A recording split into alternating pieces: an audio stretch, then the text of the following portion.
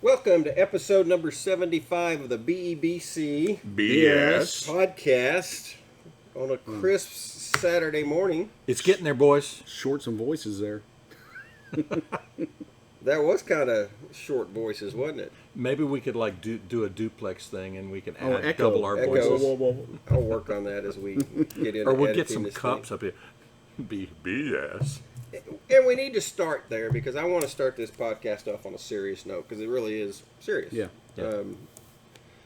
Y'all have noticed in our last couple podcasts that our brother Alan is not with us. And as we mentioned a couple weeks ago, COVID caught a couple of us. And Alan is one of them who it caught and it hadn't let go of. No, And he is in the hospital for a week now. with pneumonia. He got pneumonia. And they just can't get his lungs kicked back in the way they need to be. Right. Get his And oxygen level up. So I guess we'd ask for everybody, if you're that type of persuasion, say a prayer for him. Keep him in your prayers. we would appreciate that. You know, he's frustrated because he obviously wants to be out of the hospital. Anybody in the hospital wants to be out, and that's what COVID does, man. It gets in your lungs, and it's a hard It's recovery. insidious, yeah. And so he's just trying to get his blood ox levels up, where he can, as they reduce the oxygen he's on, his lungs will kick in, and he's struggling with that. So if you'll keep our brother Alan in your prayers and give him a good thought, we'd appreciate that because we want him back at the table. Yeah. And Yeah. Because the jokes are just not quite as good. they aren't. He is our dad joke extraordinaire, and we haven't had any, and he's not feeling real well, and so just wanted to say that and let everybody know. The other two clowns are off doing whatever they do every week, so we're not going to worry about them. They need prayers, but for different reasons. So I'm sitting in the clown's chair. You are in the clown chair this Yeah. week. Where's the dunce hat? Yeah. Well, yeah, we had a little picture of that dunce hat Oh, that's right, last we night. did. we can find one for you Pile for of poop. sure. Next week, we need to promote this. We're excited. We really are excited. We've been trying for weeks to get. And maybe we can cut this and put it up at the front of the podcast so people know right away and don't have to go through all of our we could probably do all that. of our BS. But so they know it's coming. special guests. We're chock full. We have Preview. Basketball season is right around the corner, Right. and I need to y'all pontificate for a second. Yeah, well, normally, so basketball season, you think, okay, when you're done with the football playoffs, that's when you start practicing basketball. Au contraire, they'll start a little bit before football season is done. And we could be done in football season. With practicing and well, now let's not get negative. So we are honored, and we're really good friends with John Olchek, and he's been great with us over He's the been years. good. He's a really good guy, and so John and I. Yeah, let's give him a hand. There was a lot of turnover in the basketball leadership this year. Yeah, In fact, everybody but John. yeah. We're glad John's still involved We because are. we appreciate it and think he's got so much to offer. And so Alan hired from Sulphur Springs, Mm-hmm. and I'm going to butcher his name, and that's okay because he can come here next week and That's right. butcher mine. But Clark Cipoletta, I think is how it's pronounced, Mm-hmm. as the new basketball coach. He and John and an assistant coach, Philip Manning, Yep. will be coming next week. They'll be part of the podcast, and we're really excited to have those guys to talk Allen Eagle basketball. Yeah. Because they're actually they were going to come today, but they weren't going to come. They were going to come a couple of weeks ago when COVID Yep. got us. Yep. So we've put that off. We rescheduled And so we'll kind of find out a little bit of their history, the new guys' history, Yep. and what their outlook is on the team and their philosophy coaching styles, and whether they have the kids follow their 3-point shots or not. It's just all sorts of we got lots of questions we can detail. ask these guys. But we're excited because it's another whole area of athletics that has got turnover. It's changed. See something different. He's got a very good history at Sulphur Springs. I'm excited to meet him and learn their philosophy. New blood, and we expect excitement. Yeah. And hopefully that's part of the thing that they bring to the table. So that'll be fun. Yep. To get those guys in here and talk about that. And I want to promote something we think is going to happen, and I'm not going to name a name yet because I don't want to get everybody hyped. But we will probably have a second podcast shortly after our initial podcast. We'll tape 2 podcasts. We'll take most of the morning and do another with a special guest that you're not going to want to miss. Yep.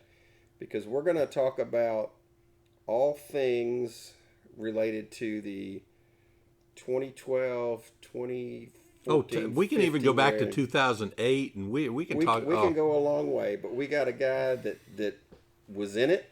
Yep. That was an integral part of it. That was knee deep. He'll be bringing a helmet.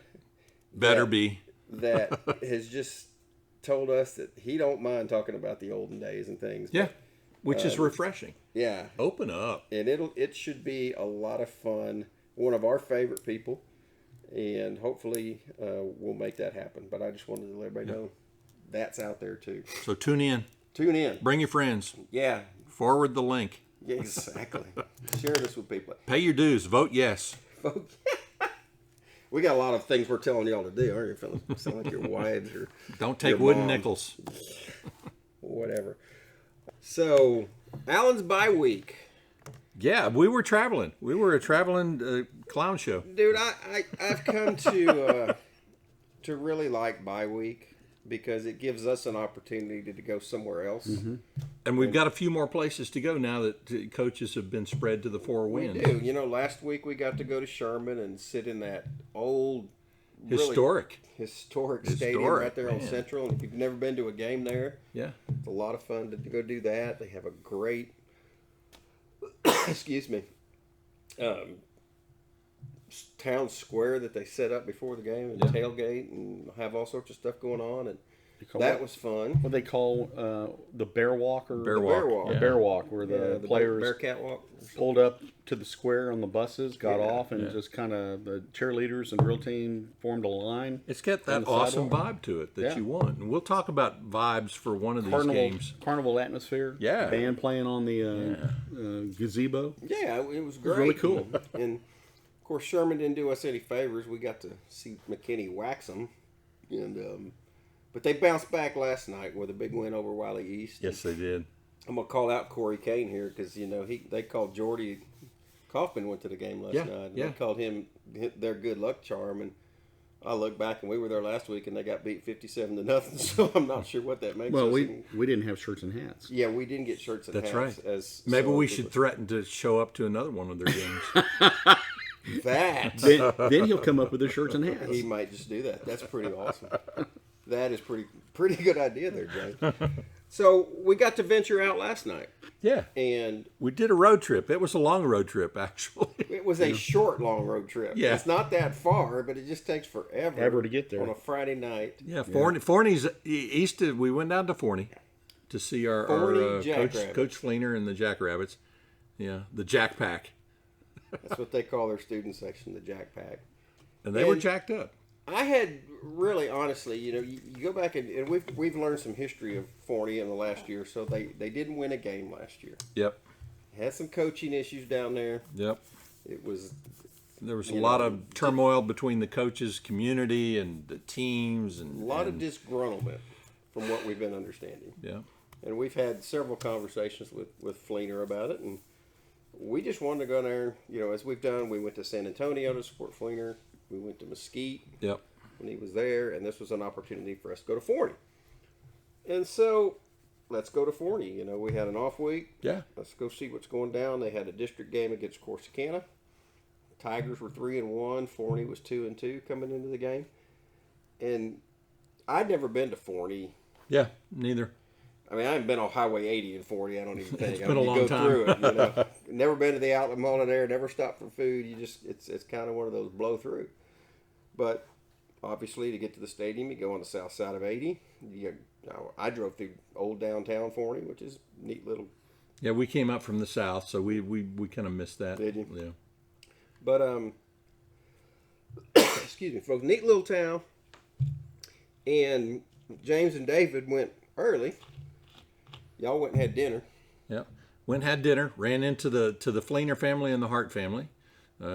Katie's maiden name is Hart, and so we met the parents. And unbeknownst to us, because what was the last time we y'all just picked a restaurant, right? Yeah, we just picked a we were restaurant. driving by and saw some place called Country Burger, and we know Country Burger. Not if it's the same one, but it was still good. Where was that at? Just outside the stadium. Yeah, right was off it? main road there, like a half mile from the stadium. Yeah. College Road. Yeah, near College Road. Yeah. Yeah. And then what's really weird is when we went to the Mesquite game, we ran into them at Fuzzy's Tacos. Yep. You know, and then to have them show up the same place last night was just like, wow. It's almost like they chipped y'all. Well, that was pre-planned, the Fuzzy's Taco one, and I thought about, geez, maybe I should contact Katie. Yep. And I looked up, I don't have her number anymore. Nope. So, Well, and you didn't need to because y'all ran into them. And yeah, it's not like there were a whole lot of choices of places to go. No. And so Sherry and I were coming. We had a furniture delivery that was running late, so we were scrambling to get there on time. And we pull up. And they've got a huge parking lot there because the high school's right there. And the parking lot was huge. It's really long. It was long. Yeah. And so we pull in, and I'm like, well, we ain't going nowhere because it was packed all the way. There were 4 or 5 spots at the very end when you just pull in the parking lot on the main road. And the stadium is way down yonder. It kind of reminds me of Coppell, you know. Yeah, it does. Yeah. Narrow, and then way deep. Yeah, except and the stadium's kind of isolated. Right. Yeah, you don't have parking on both sides, and we get out of the car and I look up and I'm like, holy crud, this place is packed. Yeah. Now it was homecoming. Yeah. But the home stands were very full. Yeah. And I was like, dang, honey, look at this crowd. James and I made a joke that we were sitting there watching the parking lot fill up from the stands and going, Mark's going to get here, have to park out on the road, and he's going to call us and say, hey, we're going home. Yeah. Because we're not going to walk all that way up there.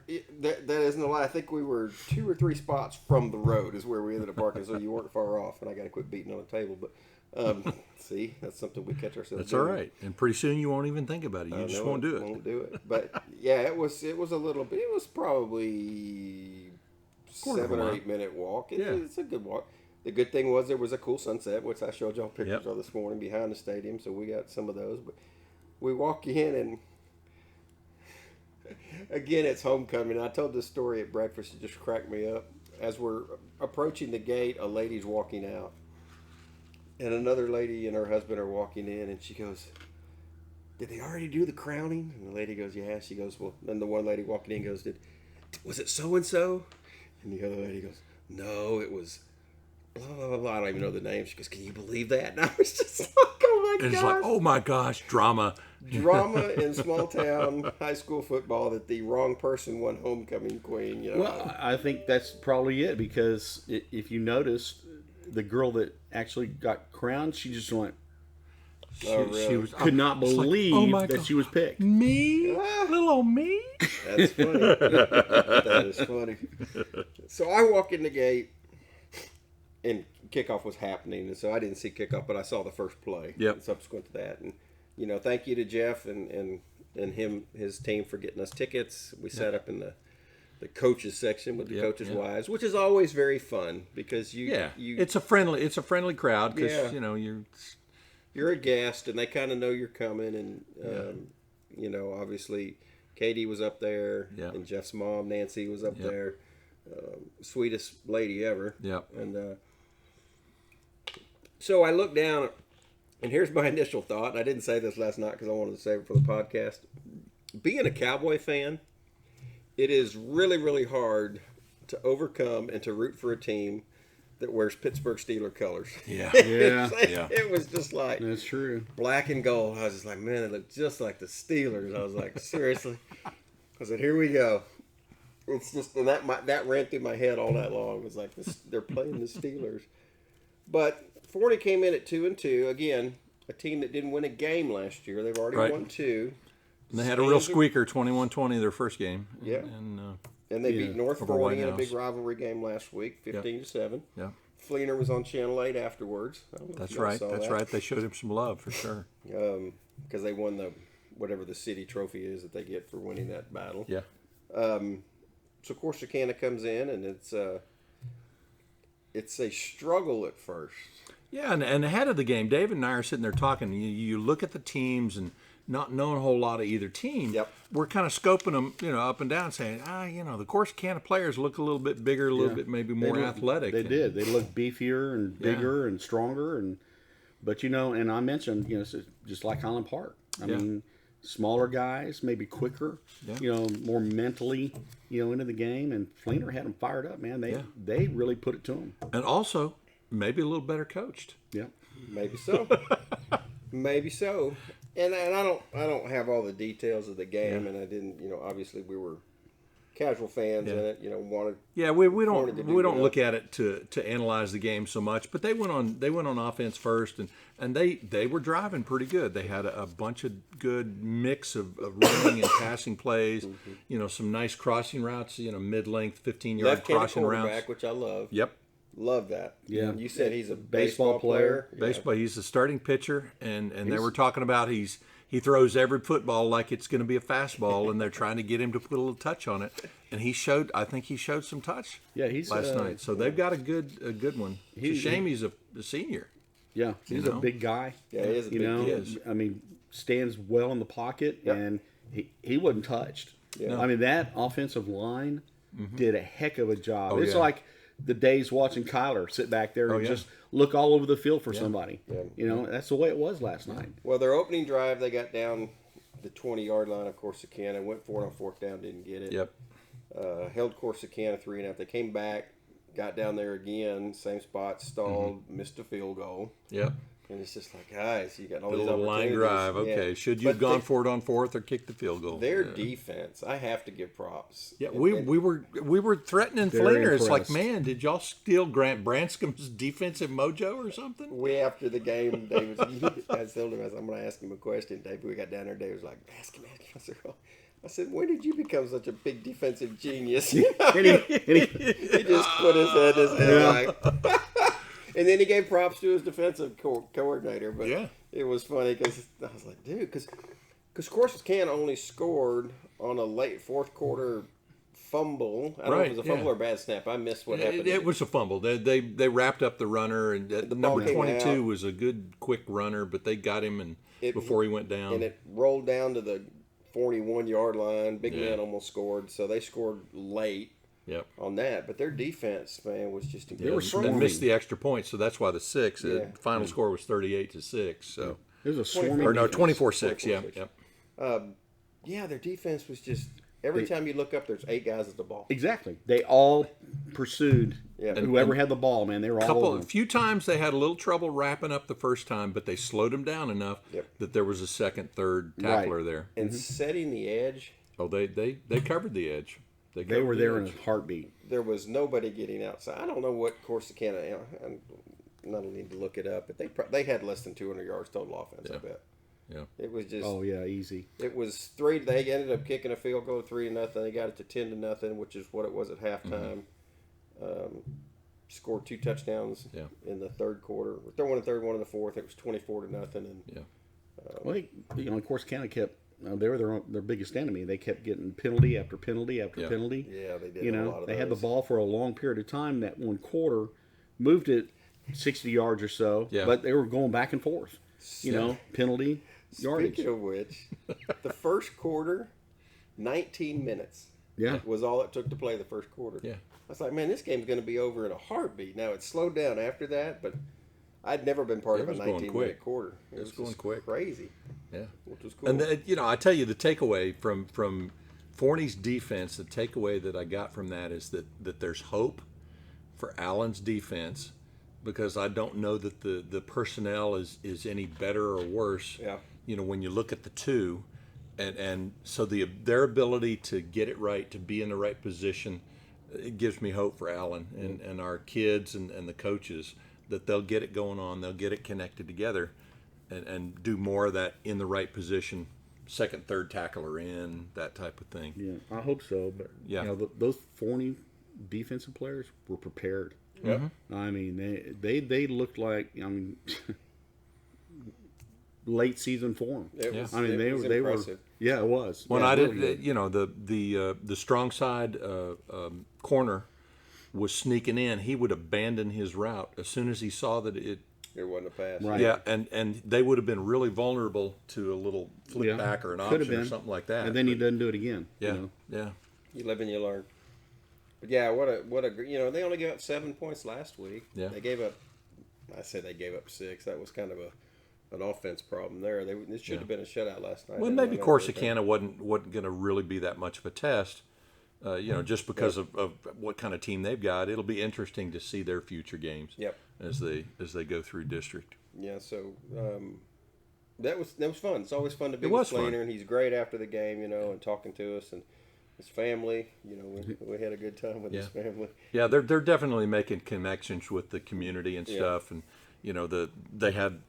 I didn't see any of those T-shirts that they were showing, but there was one of the head guys in the Jack Pack, which is, as you said, what they call the student section, that yelled out to Jeff, Fleener, after the game. Yeah.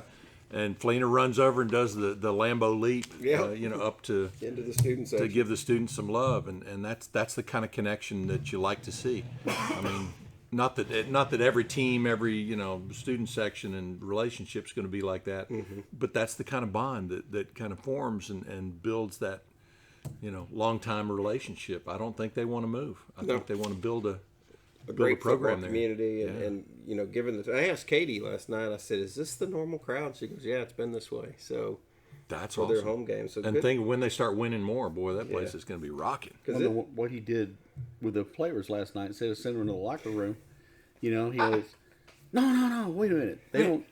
Get up there and meet Tell some people. them to go see the fans. Kind of like, was it Round Rock when when go get up in the stands. Westerberg sent all the players up in the stands? Yeah. That was pretty cool. Yeah. And that was cool. I think kids really enjoyed doing that last night. Well, he said they're not used to winning. They need to get into a comfortable habit of winning and knowing what to do when you win. Yep. Yeah. Which is great. Good for those kids that they're especially for the seniors on that team that haven't experienced a lot of success. And maybe the seniors that experienced last year and the downside. Yeah. This is the payoff. So it's keep grinding. Yeah. So they're getting to have. It's always fun when you win. Not only on the field, but the people in the stands. Are just really excited. Everything is better. Yeah. Homecoming too. There was a lot of pickup trucks in that parking lot, by the way. There were a lot of pickup trucks. I did notice that. I was like, oh my gosh. I said, yeah, so that was the Forney game. What else do we want to talk about as far as that game goes? I'm just going to say this. Their band was awesome too. The show was really of tight. The Allen band. Yeah, it was really and tight. And their pit. I was impressed with their pit. I mean, all the things that they had down there. And the Homecoming King came from the pit. He was a xylophone player or whatever, marimba, whatever. Yeah, and then their halftime show was really good. Yeah. It's just, it was just a very good. Exactly. I got to give a shout out to their color guard too, because a lot of color guards just do the flags, but they had a contingent of maybe 8 rifle, yielding rifles, and tossing and flipping around the rifles in a drill is extremely hard, and they're doing a flip, like a 10-15 foot up in the air, 4 or 5 rotation flip, and not a one of them dropped it. It was a tight show. And then to do it and catch it and do the splits all at the same time. Oh, the one feature twirler. Yeah. Oh my gosh, yeah, that was some talent kudos right there. To you, girl. Yeah, I was just like, wow. You go a long way in corporate America doing that. Put that on your resume. Yeah, put that in your book of sayings. Yeah. Exactly. That is so funny. But no, a good night down in Forney, and in fact, we're discussing internally. In our organization. In our big, group here, that they have a Thursday night game in 2 weeks against Crandall. Yeah. Another district game. And if everybody remembers, the Millers, Jared's the principal down at Crandall High School. Mary Lynn is the head athletic trainer at Crandall, and they play at Forney. And we're discussing. We may have another road trip. In our future. Get out there and see all those people. Just a little mini Allen reunion down there, because that'd be fun too. So that may be happening. Man, you sit up in the stands last night and you pick up your phone and you look at the scores and what's going on in the. What a crazy! And I didn't watch Tepper. I didn't. They kind of annoy me now, so I don't watch them much anymore. But I can't imagine what was going through their minds. so much craziness in Texas high school football last night, especially in this area. Yep. You know, and one of the things I wanted to bring up. When we focus, we kind of focus on the higher classifications. Sure. You know, the Tepper and the Steps and all of those analysts will focus really on the whole range from 2A, 6-man up to 2A, 3A, 4A, 5A, 6A. But yeah, and I want to do a quick shout out to Corbett Smith this morning. Because you look at what did Corbett do? Well, you look at the high school picks for, the picks, for the week, yeah. and he's the only one that picked Sherman over Wiley East. Awesome. So Corbett, way to give Corey some love Yep, there and win that one. But yeah. And I'm sure he enjoyed their uniforms too. He's a connoisseur. Big uniform. I pulled up every Thursday the Dallas Morning News puts out all the district standings. Yeah. And I tweeted I sent a message to the guys after looking at this. District 5-6A, which is Allen's district. Mm-hmm. Non-district schedule is now done. Everybody's going to start beating up on each other. Yep. But going into last night's game, the district was 24-4, best in the state by far of any district. 24-4. You had 3 undefeated teams. You had Geyer, Little Elm, and McKinney-Boyd, all undefeated. Allen had the night off, and so the district games you had last night were Geyer at McKinney, Boyd and Braswell, and Little Elm and Prosper. Mm-hmm. And so you just sit back and go, all right. And I tweeted this last week to Professor Diggs on his dump. Mm-hmm. That the bottom feeder, because he was talking about how 8-6A is it 8-6A still? No, whatever Duncanville is. What's that called? It's 11-6A. Yeah. The District of Doom, and I was like, they're not the District of Doom anymore. Not now. Cedar Hill isn't what it used to be. DeSoto's not. DeSoto. The rest of Waco DeSoto's Midway, Waco, Mansfield, Lake Ridge have all not won a game. Yeah. The bottom half of that district is really bad. Yeah. They tried to make those top 3 be the District of Doom. I go back and look at 5-6A and say 24-4 against outside competition. There's a case. There's a case that the bottom feeders in this group are going to push some people this year. Yeah. And the question is, how's it all going to unfold? So it started last night. And I guess we'll start with McKinney-Boyd since that's crazy. Allen's next opponent. There's no D in our district. Well, is there? I don't know. Or is it just good offense? Or is it just good offense? That's the question. Yeah, that's true. You have to wonder. McKinney-Boyd Time will tell on that one. is playing Denton Braswell last night in a game that, and I don't even know where it was. I don't know if it was at Boyd. It was at Braswell. It was at Collins Complex. Yeah. In a game that Braswell goes up 17-0. Mm-hmm. And you think, wow, okay, they're headed for a rout. Yeah, in the second quarter they're up 17-0, and you're like, okay, Boyd comes in undefeated. Yeah. There's Joe McBride's up there coaching now. Very good coach. Yep, very good coach. You've seen some gradual improvement from them, but I don't think anybody expected Boyd to be 4-0. We saw Braswell last year. Braswell had a ton of offense, and so you kind of figured, okay, if that's continuation of last year, Braswell should be able to go in there and take care of business. It's Boyd. Yeah, they're undefeated, but it's Boyd. But Boyd comes back with 17 points in the second quarter, and they're Gets it down tied up. 24-17 at half. Yeah. Oh, at half. Okay. At half. All right. And you're like, okay, this game went from 17-0 to 24-17. You're only down 7. And you get into the fourth quarter, no scoring in the third quarter, so that remains the same. And it's 24-17, 24-17, and goes on and on and on. And then the last play of the third quarter, Boyd scores to tie it up. So you're headed into the fourth quarter, 24-24. And we saw these scores. Back and forth. Okay, what's going to happen? Yeah. Well, Boyd actually goes ahead, scores a touchdown in the fourth quarter, goes up 31-24. Braswell comes back and scores with 5 minutes and 42 seconds left, ties it up at 31. And again, we're watching these scores as they're going on, and you're like, okay, who's going to... Well, they ended up going to overtime. Mm-hmm. And you're like, oh boy. Here we go. Braswell gets the ball. they kick a field goal to go up 34-31. Mm-hmm. So Boyd's turn to touch the ball, and they end up scoring a touchdown. And they win the game 37-34. Yeah. So McKinney Boyd runs to 5-0 on the year. You know, Braswell, who was 3-1, falls to 3-2 and takes their first district loss in a game that you kind of thought, if you'd asked me flat out, I'd have said Braswell would have won. Yeah.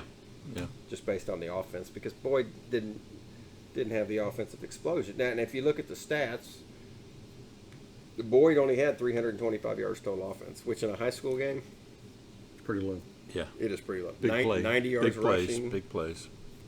You know, average 2.79 yards per rush. Mm-hmm. You know, 230 yards passing, which is just it's an average night. But they hung in there. They were able to come back. Their defense stepped up enough to get them back in the game. Mm-hmm. And McKinney Boyd moves to 5-0. So Allen's opponent next week in McKinney Is an undefeated McKinney Boyd. When was the last time you heard those words come Yeah, out of our an mouth? undefeated McKinney Boyd going Yeah. up against a one loss One Allen loss team. Allen team, yeah. So the stands will probably be heavily in their favor with fans. Oh, I'm being sure. that they're 4-0 because sometimes we don't travel that 5-0. Yeah. 5-0. They don't travel that Yeah. well, or we don't travel that well. Well, and that brings up the point, at least for our district, and we kept talking about it multiple times. There seems to be parity Yep. in our district. Now we'll find out as Allen gets involved in a few more district games and some of the other district games come about. But is it time to talk about the Geyer McKinney game? Well, we can move on to that one. Because McKinney looked really good against Sherman, which, without other tests and without seeing them, you don't know if that's that McKinney is that good or Sherman is maybe struggling that much. McKinney did not look bad. They looked very crisp in the Sherman game in that 57-0 win. Well, they looked, that's a different story. They looked awful. They looked like bullies. Yeah. Oh, they did. I am They so were- looking forward to playing them. Yeah. Because They were kind of rubbing it in against Sherman. Yeah, and that's wrong. I mean, Yeah, well. playing a 5A team. Yeah. Even going out and going for deep passes and really putting it on at the end of Late the game. in the game when you're up Yeah. by like 47 points. Yeah. And just the dirty play, by those three up front. Yeah. Defensive guys. It just, I'm just really looking Well, forward but to take it. that into the Geyer game, and when that thing started out, it was kind of a neck-and-neck game. Yeah. So McKinney was keeping it even Yeah. all the way up until the fourth quarter. Well, in fact, for McKinney the scores most part. first. Yeah. And we've heard so much about this vaulted Geyer defense. Yeah. And Atascocita, which we've seen, scored, 36, 37 on them last week, which, until late turnovers in that game Yep. and a touchdown return on a kickoff, you wonder about that, and obviously they held Ryan to 7 points, which is a Right. big deal. But you look at what happened last night. McKinney scores first. Geyer comes back. McKinney kicks a field goal. They're up 10-7 and Geyer comes back in the first quarter. It's 14-10 at the end of the first quarter. It's close. It's competitive. Yeah. You're like, that's pretty cool. Geyer scores Geyer scores again to make it 21-10. McKinney kicks a field goal. So at halftime, it's 21-13. Hanging in there. Yeah. You're one score away from being tied with a team that everybody says, Oh my gosh! Now they're the world beaters. all yeah. the pundits say, this is your Division II, State champion. Except in this district now, the way things are going, again, we only play 1 week, and a lot's going to happen. Geyer could end up in D1 rather than D2. But Good. anyhow, at halftime, it's 21-13. McKinney scores on their first series Coming in the out of third halftime, quarter. yeah. It's 21-20. I don't think there was a little puckering going on the old sidelines on Geyer. Geyer ends up scoring with 1:32 left in the third quarter to make it 28-20. Still one score game, and you're like, dang, McKinney's playing tough. And, our view of McKinney, again, they're playing a 5A school that we saw, and you're like, okay, they've got a few playmakers in here, but I didn't see How are they that- going to I hang with didn't a see Geyer this who coming. Yeah. Yeah. McKinney scores a touchdown with 5:40 left in the fourth quarter. It's 28. They went for 2, didn't get it. It's Right. 28-26. And then things went crazy. And that's where I turned to James. Yep.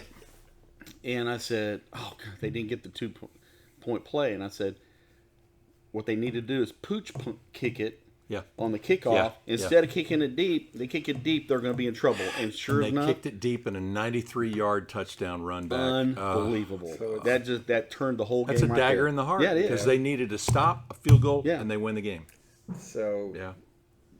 Geyer goes up 35-26. The next series, they get a safety to make it 37-26, and then they score a touchdown with a minute left, and it's 44-26 on a game that at one point was 28-26 in the fourth quarter. Yeah, it was a lot closer than Yeah. what that score Yeah. indicates. Final score 44-26. I guarantee you, they kick that ball.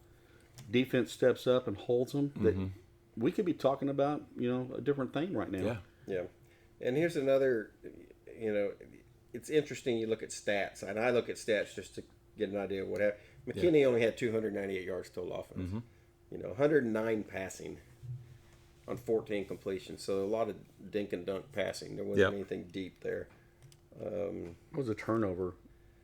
They each Geyer had 3 turnovers, which may have helped keep the game closer than it was. 2 fumbles and an interception. And McKinney had 1 interception, and that was it. McKinney ran for 189 yards, though. Okay.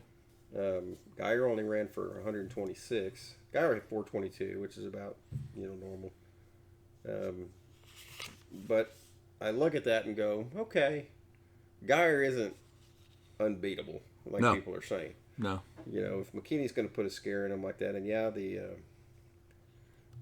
the quarterback for Geyer was 22 of 29 for 296. He also rushed for 70. He was our leading rusher. Okay. Which, unless you're Ollie Gordon, that usually doesn't bode well when your quarterback's your leading rusher. Yeah.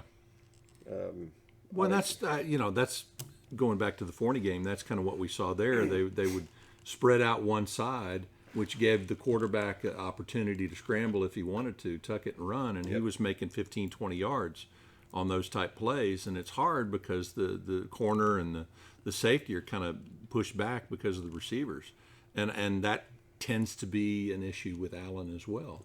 And if you can clear the linebackers, if you can get that corner back on a deep route, you've got some space to move if the defense doesn't adjust, and hopefully they'll address that.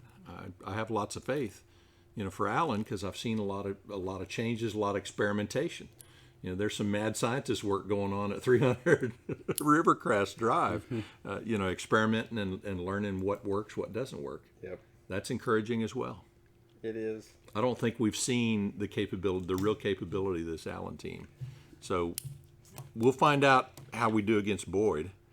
McKinney we've got on October 22nd. Yep. So we'll find out about that. The Geyer game, I think, is the week before that.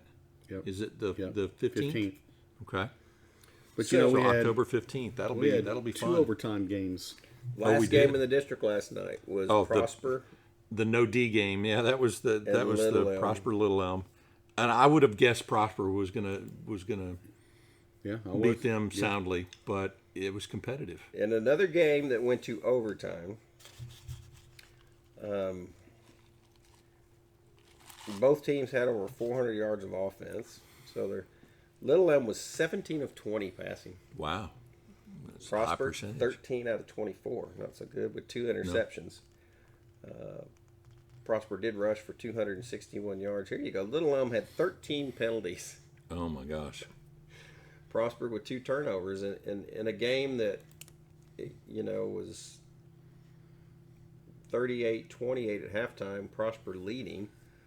But Little Elm hung in there. And at the end of the third quarter, they were leading 49-45. Mm-hmm. So a lot of offense in this one. Again, you question where's the defense? Are these offenses just that good? Yeah. Where that happens. Little Elm takes the lead 56-45. Prosper scores with 7:30 left in the fourth quarter to make it 56-53. And then they kick a field goal with 1:47 left to tie it up, and that game goes to 56. overtime. Yeah. Little Elm gets the ball first.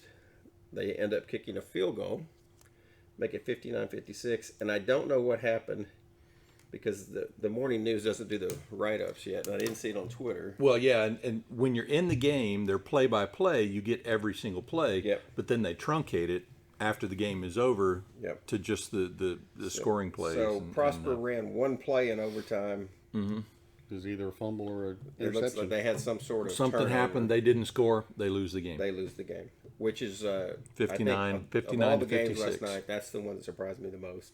Yeah. Was Prosper losing to Little Elm, and I guess that score too. When you talked about the passing on Prosper's point, and the question comes up, well, was the quarterback under that much pressure, Yeah. which caused him to not have such a, good completion rate? Were they covering that well to where he was tossing it and they were doing good coverage? So there are question marks, and that's the trouble with not actually seeing the games. Yep. But it makes you wonder, and that fixes a lot of ills when your defense can pressure quarterbacks. We saw that with Atascocita. We saw that with Cedar Hill. If we can get pressure on the quarterback, they don't perform well under pressure. We can rewatch it this weekend on YouTube. There you go.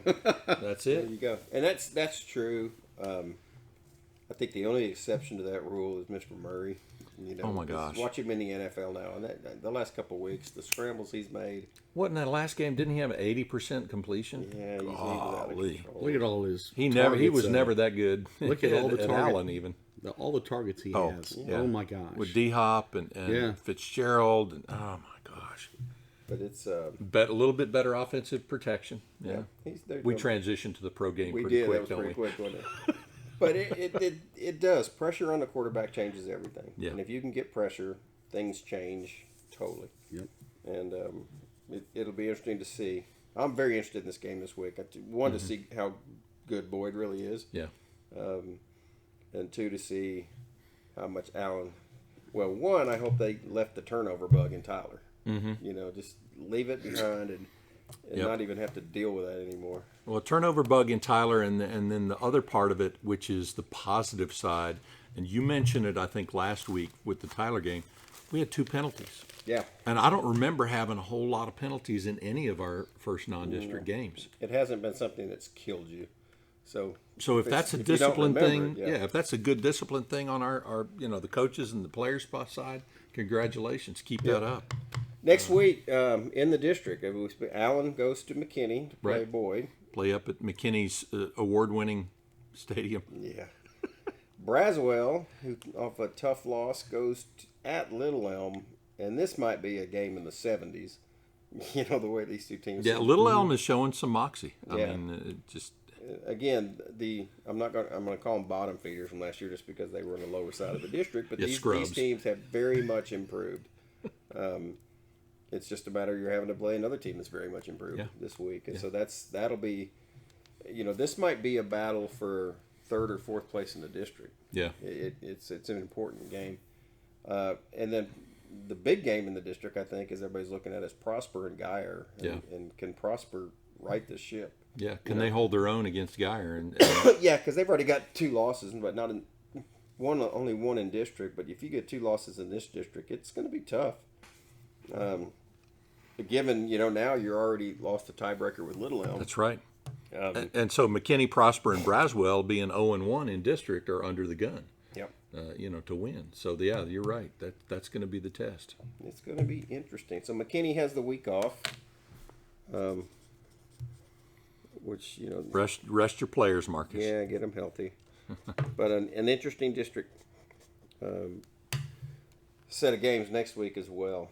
So that would be that's your schedule for next Friday Yeah. night. And let me tell you what, the Plano schools better thank their lucky stars they're not in this district anymore. Can you imagine? Well, But look at all the other games that we didn't even talk about last night that were Yeah. eye-opening. Well, let's talk about it a little Heath bit. and Yeah. Rockwall. Oh my Start there. gosh. Yeah, Rockwall Heath. Let's just start with the final score and then work backwards because that final score is an eye popper. Rockwall Heath wins in an offensive battle, 79-71 against Rockwall, who, when you looked at Rockwall in the first 3 games of smoking it. non-district, they were smoking people. Yep. I mean, just toasting them. and they were the Chris Cumlock and I have been talking last Saturday. We were texting and, just about everything that had gone on. And he goes, that's the team you don't want to play. Okay. Well, I guess Rockwall Heath. And last week I agree with that.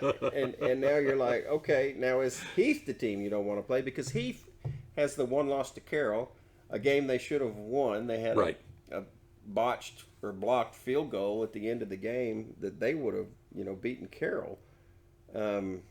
But they didn't. Right. And you think the 59-56 score is, there's no defense. But a 79-71, where did the defenses on both teams go? Let me give you some. I looked at this earlier this morning when I got up. Rockwall had 716 yards of total offense.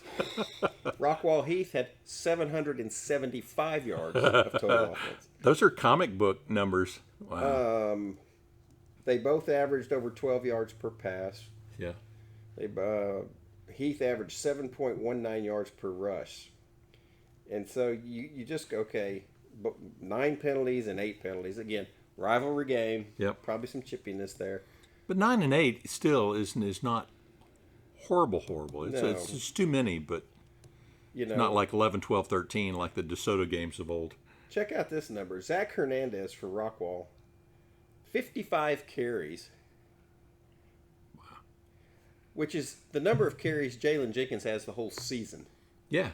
55. Yeah, Jalen Jenkins will have like maybe 8, 12 carries a game. 260 yards. So he only and get 260 yards. Yeah, Zach Evans for Heath had 33 carries for 270. They had another guy, Britton Snyder, 21 carries for 119. So they had 2 guys over 100 yards. Yeah. So, and I told these guys at breakfast this morning, the interesting thing about this game, and again, I didn't go into the overtimes, but Rockwall Heath scores with 18 seconds left in the fourth quarter to go up 64-57. And I was just like, wow, that's quick. Pretty impressive. You score with 18 seconds left. 18. Now think about this. 18 seconds on the clock left. You score on that touchdown pass was, I don't know, maybe 15 yards. Something like that. I saw the highlight of it. Yeah. It was a 21-yard touchdown. Okay, so they kick off. They pooch kick. Actually, they didn't pooch, but they return it to the 15. Rockwall gets the ball at their 34. 18 seconds left. First down, they complete it for 15 yards to the 49. On the second play, they complete it for 51 yards. 51 yards for a touchdown. It was only 2 plays. 2 plays. And you're like, 2 plays. Can you imagine giving up a 51-yard touchdown? And I don't know. They score with 2 seconds left to tie the game to send it to overtime in a rivalry game. And Heath, at that point, they've got to think they've won. 18 seconds left. We just got to hold them. Yeah. And so Rockwall gets the ball first in overtime. They score touchdown to go up, 71-64. This thing's all jacked up. Heath gets the ball back. They score to tie it. Rockwall. No, Heath takes the ball, don't they? Well, Rockwall scored first. Right. Mm-hmm. Heath scores to tie it. Right. Rockwall gets the ball back, and they throw an interception. Yeah. And then he scores on their possession, and that's the ball game. That's it. 79-71 on 2 of the top teams in the area. Yeah, one at Rockwall that went to Lake Travis and beat them. Yeah, destroyed them. Snot out of them. Yeah. Yeah, so you Destroyed go, them. really? But yeah, both. Of course, Rockwall lost last week too to Highland Park. Yeah. And somewhat of a. So they were on a upset. slide. Now you got to wonder. Okay, were there some key injuries? Some kids. COVID is still around, so we don't get that in depth to teams that aren't in our district. We don't necessarily care about. Rockwall gets a lot of love for their offense. Yeah. But they had given up going into last night's game. They've given up 144 points in 4 games. Okay, that's not good. Wow. So they, Allen's had the worst in the district at 115. They'd given up 144. And now you add 79 on top of that. Yeah, but Allen's just the cat playing with their food. It could be. We hope. We can only hope. We hope. So Rockwall Heath takes the lead in that district. a district in which, to me, it's those two teams and everybody else. Yeah. Because the other teams in that district are Mesquite, Tyler Legacy, North Mesquite, and then Mesquite Horn and Skyline, who, and Skyline got beat again last night by Mesquite. Yeah. And you go, how far has that team fallen since they've fallen a long way. Yeah. I mean, they haven't won a game. They've only scored 55 points. Yeah. It's just... well, and if it's okay, let's transition to my second favorite district, which is the one, with Coppell, Plano, Louisville, Plano West, Hebron, and Plano East. And so Louisville absolutely put the spankduration on Plano West. Plano West had been doing well. They had a good pre-district, run, and had some resounding victories there. And Louisville beats them up at 64-28. I don't know the detail of that game and don't really care to go into it, but Louisville is showing some fight in those farmers. Yep. So good for them, good for Louisville. And then Coppell destroys Plano at 35-13. Yeah. So the Cowboys are exerting their dominance in district. And then Hebron 29 and Plano East 18. That was kind of a shocker to me. That was the bottom feeders. Because I thought Plano East had some game when they played us. And Hebron had not won a game. Exactly. And I kind of, when we scrimmaged them, I was kind of thinking, yeah. I didn't see them going 0-3. So they've got the Bridges, the Trajan Bridges' younger brother. Dakota? Yeah. Okay. Dakota. Is their star receiver. And so quarterback was okay. Once again, you have all three Plano schools at the bottom of that district struggling after the first, to maybe make make the playoffs. We'll see. The first. Yeah, this could be, every year could be the first year that they all don't make it. Yeah. Because I think one made it in. Sorry, Diggs. We're rooting for you, bro. We know how it hurts. We really thought East was going to take that one, but and then the Battle of the Axe last night. Yep. Flower Mound Marcus and Flower Mound. And Flower Mound holds. I think that was a 17-14 game or something like that. It wasn't very high scoring. Kind of an upset there a little bit. I think most people were thinking Marcus was going to take that game. And so it's interesting to see Louisville be the class of that district, 2 years in a row now. I like it. Well, Louisville is the state championship program. Yeah. I don't know which year they won, the mid-2000s. Ronnie Gage was the coach, and it was 2009 or no? It was further back than that. 5. Yeah, well, whatever. 4 or 5. But yeah, 17-14, Flower Mound beats Flower Mound Marcus, and that's a big rivalry game between those two schools for sure. So, but just a crazy night, crazy night. Correct. In Texas high school football, like I say, especially in this area, a lot of things held true to form. Trinity beat Bell for like the 30th straight time. That was on Channel 33, and watch that. Carroll won 68-7. Yeah. Rowlett, after pitching a shutout last week, gave up 65 to Saxe this week. Oops. And loses 65-28. It just you just shake your head and go, week to week, you don't know. Cedar Hill wins 36-0. Yeah. Duncanville won big. I think they won 69-0. Your alma mater got beat again. I know. Little Richardson Pierce. Jesuit picked on them. 47-21. Yeah. Those Catholics, man. I tell you. Former quarterback Thomas Landry, who's now over at Richardson Berkner, they had a win last night, 34-7. Wow. Yeah. See how Mr. Landry did, just out of curiosity. But to kind of I guess maybe to wrap things up, at least for the high school game, it's really exciting because you don't know what's going to happen. Yeah. You in years past, it's been much more predictable, at least in terms of the powerhouse teams, and parity in district. I'm looking forward to this. Yeah. It's some excitement. Yeah. Mr. Landry went 16 of 23 for 237 and 3 touchdowns in their victory, so good for him. Yeah. So fun times there. And so what's more fun than booty? So let's shout that fella out because he's on fire. We tried to get with him and Tyler and our schedules. He couldn't get up to where we were, and then after the game, he had to go talk to the kids. I guess. Yeah, he had some appointments we didn't know about, so we missed him. And General Booty is just off to a great start. He's couldn't be happier for him. He had 8 touchdowns 2 weeks ago. He threw 5 touchdowns this week or this past Saturday. I guess 3 3 Saturdays ago, he had another 5 or 6 touchdown performance. He's just give a little background. So he's at Tyler Junior College. Yep. He is a freshman. Yep. There, beat out two JC transfers and a senior. Yep. To get the starting job, and he's like leading all stats, blowing it for up. the junior college. Yeah, he's the number 2 rated junior college quarterback currently. That's impressive. It is, and love the kid. He's always been great with us, and we've been talking the past couple of weeks. But their team is either 3-1 or 4-1, so they're doing well, and he found a niche, And David and I were talking this morning about how all these kids just. I got to go D1, got to go D1. Go to a place where you can perform, play, hone your skills, get better, improve, and you'll get looked at. Exactly. Yeah. And good for him. He's going to end up somewhere.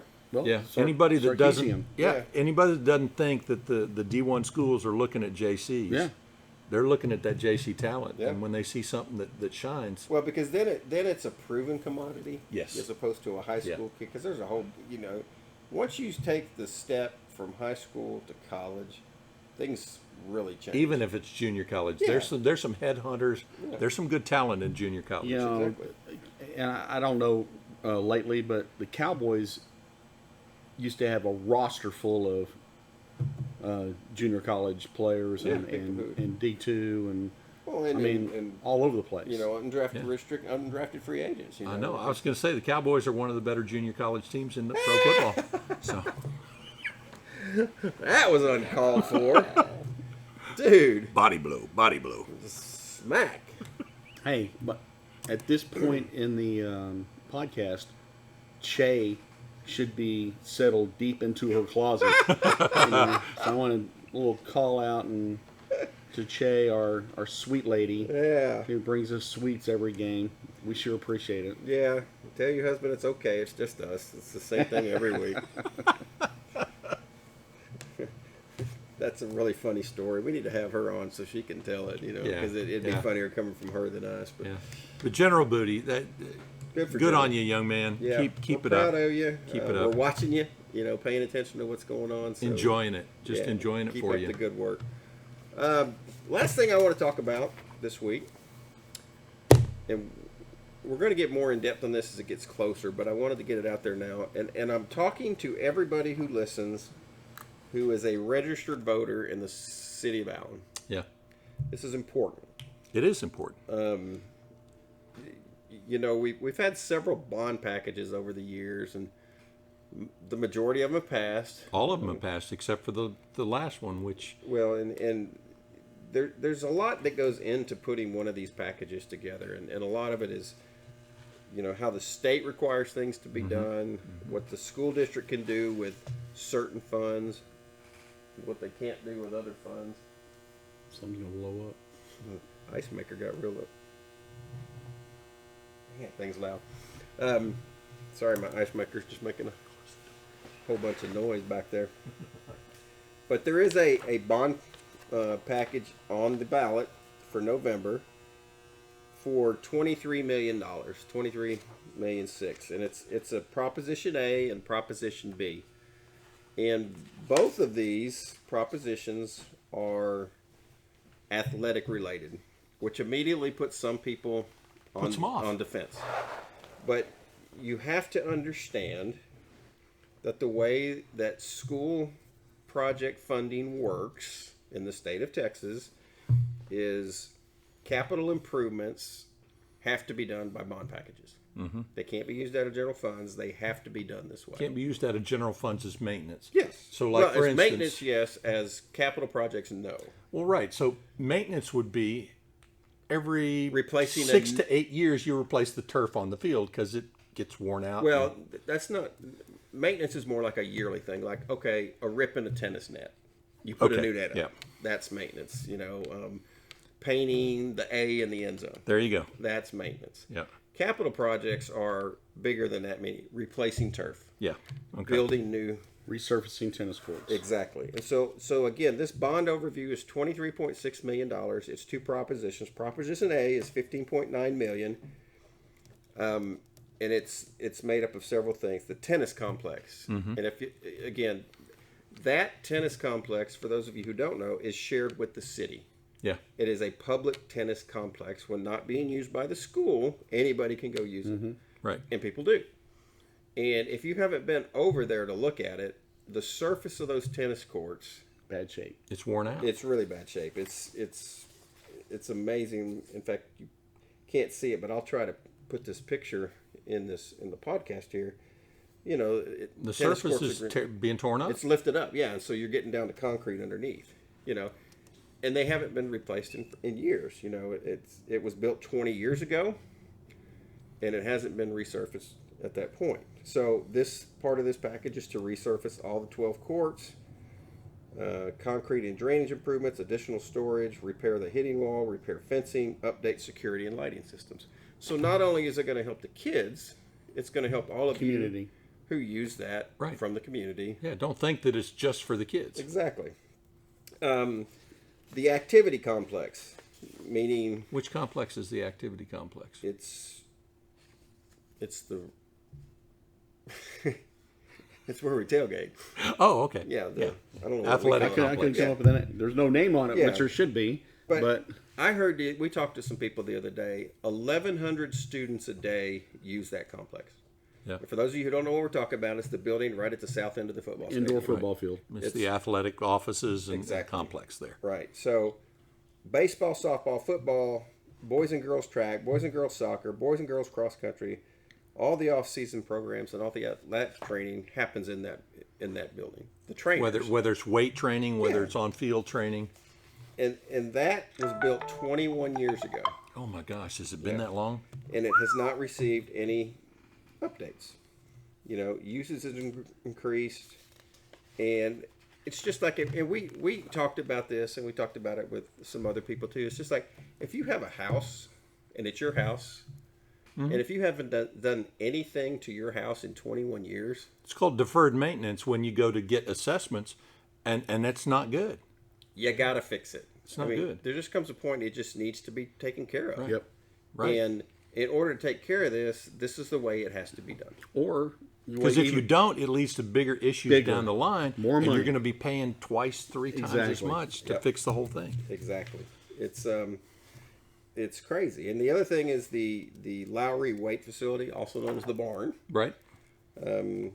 which is you know again another building that's 20 plus years old, no significant Upgrades, maintenance, have been etc. done to it. It was not updated when Lowry got built. The new They stadium want and to update the complex there. ventilation system. They want to add bathrooms because these don't. There's no They're bathrooms external in- bathrooms, Yeah. which are over at the old stadium. Security updates. They want to work on the envelope, which is the outside of the building. They want electrical and plumbing efficiency, and so that's all part of the Proposition A. And again, this is stuff. Again, if it was your house, you'd be fixing it. You wouldn't let it go 20 years. But the district has kind of a policy that there's a length of time before they can do improvements on every facility. Right. And it's just time for these. Right. Yeah. Proposition B, and this one really sticks with me because, and most people should probably, I say most people, everybody talks about how this world isn't fair. Right. Somebody's That's not getting treated big fair. conversation. And Ford Middle School is not being treated fair. And my Compared kids, to Erickson and my kids went to Ford Middle School. same here. And, the big thing here is, Ford Middle School does not have a track. And they've never had a track. That's right. And so those kids are having to be bused over to Lowry. I gotta go look for Gatorade this So week. they're being bused to Lowry, which takes time off of. Well, and Yeah, sometimes they they're- don't even get time. Yeah. They don't have enough time in the day to get them over there. Right. So they just run the grass, run on the sidewalks, whatever Right. they need to do. Yeah. And Ford was built in '82. I'm just reading you some facts here because facts are what you need to base your decision on, not emotions. Yep. Ford was built in '82. It's the only middle school in the district without a turf field or a track on campus. So part of this proposition, which is $7.7 million, is a new turf field and track at Ford Middle School to meet the district standard. Okay. Right. Simple enough. Yeah. They don't have it. They need it. It's only fair to those kids that they get it. That's right. So if you're in the Ford school district and you're a registered voter in the city of Allen, get out and vote for Yeah, this. please do. You need to be. And if you're not in the Ford district and you're a registered voter, Yeah. do what's right. Yeah. Right. Exactly. So none of us have kids that still go to the high school, you know. We're but supporting it. We still support, and we get out and vote, you know, because it's the right thing to do. Yep. A couple other things in this proposition is the end-of-life track replacement for Lowry Stadium track. It was last redone in 2015. They have a life expectancy of 6 to 8 years. It's at its life. The track just needs to be resurfaced. Mm-hmm. So that's part of it. And the track over at the band field, the same thing. It was resprayed in 2014. You know, it's run on 7 years now. It's time for it to be just taken care of. Yeah, you know, what people don't know is sun here in Texas. Oh, UVs. The heat takes a toll on any type of surface, turf. Yep. You know, track, Turf painted, metal track, anything, whatever. And it's just maintenance, guys. That's Yep. all that needs to be done. So that's the track replacement, and then you have the turf replacement. And in this proposition, there's turf replacement for the following: Curtis Middle School, Allen Eagle Stadium, the Lowry Competition Field, because that was not replaced when they redid right. Lowry, and then the band field where the band practices Right. every morning. Curtis was 2010 was the last time they had. Yep. Allen Eagle Eagle Stadium was 2012. 2011. 2011, Actually, when they 2012, put it yeah. in. Yeah. That's been a long time, and if you remember that ice storm we had, boy, that field has been worked on hard. If you've been down on that field, you it's get worn it. out. Yeah. Yeah, it's no bouncing. We were on it when it was new, Yeah. and it was Great. It was amazing, So the fluffy and cushy, and now it's like concrete, and it's not good for the kids. You're going to get injuries, and it's time. Yeah. Let's Was it describe been it to those 9 you or know, 10 years. That's too Let's long. describe, you know, if you've got one of those rubber mats in front of your sink in the kitchen that's yay thick, exactly. and it's really nice and spongy. That's the way it should be. Right now, it's like that. Yeah. You know, it's That's how people get needs to be hurt. replaced. Yeah. Lowry was replaced in 2013 and the Banfield 2014. So you're looking at a minimum 7 years old for everything that they're trying to replace. That's actually a 3-year project. It would start in 2022 to go to 2024. Right. So they're anticipating some of these. Some are get done. You know, the ones that are older. Right. Hopefully, the stadium gets done as soon as possible. Yep. But it needs to pass. That needs to be changed out. So one of the things I wanted to discuss about this too is it's hard to get people and I have a difficult time with it, and I'm no expert by any means, to understand how school finance works. You know, one of the things we found out, you know, this is a $23 million bond package. Small. But over Relatively the speaking. course of the last year, Allen ISD has redeemed or retired $60 million in bonds. That's right. So they're not adding any additional debt without retiring some debt. Right. You know, and it's no increase in the tax rate. These are things that need to be taken care of. You know, and there's a loud voice out in the district right now that is very upset with the leadership of the school district over the mask policy. Okay? Oh yeah. They're really loud. They've now sued the district, and it's not a lot of people. It's 500 or 600 parents that have decided, because of the mask policy that the district has stated, that they are really voting against this bond package. Their motto is no mask, no bond. Which is punitive against the kids. It's like you're shooting yourself in the foot. Why would you do that? Yeah, you're penalizing. It's petty. It is Oh, my petty. God. And it has nothing to do with the politics of a mask policy. And we're not going to get into that because everybody has a different viewpoint on it. You know, they keep telling the district to make a decision. Well, the district made a decision. Yeah. And they don't like it. I mean, it's one of those things, you tell people to make a decision, and then you don't like their decision, and then you get mad. Well, quit screaming at me to make a decision if you're going to scream at me for the decision I make. You can be upset, and I get that, but this bond package has to pass. And I just looked, and there's one of my invoices from my work on the very valuable bond package. Yeah, we'll pull that out of the bond package. Yeah. You know, this is what sets Allen apart from other, you know, programs. Yep. You know, that's why people come here. That's why people come to our school, because it's always top notch, and it's always we do the right thing. You know, We've always taken care of the facilities and the kids Exactly. and looked out for the kids. You Kept want- the kids you- number one. you want it. You want to pass on this and pass on it next time, and we start looking like a DISD school. Yep. You know, where I came from, you know, in the heart of Dallas, you know, that the facilities, the grounds are just awful. I mean, just really awful. And they're still awful, Yep. you know. And don't probably wanna- always will And be. you don't want to be that. And so if you're a voter in the district, please get out and vote in November and vote for this. Now, the school itself cannot take a stance one way or the other. Right. Present the facts. They can present the facts, and that's all they can say on it. We're going to allocate for the passing of these And these advocate. Yeah. Well, what did I say? Allocate. Allocate? Well, yeah, it won't be our money.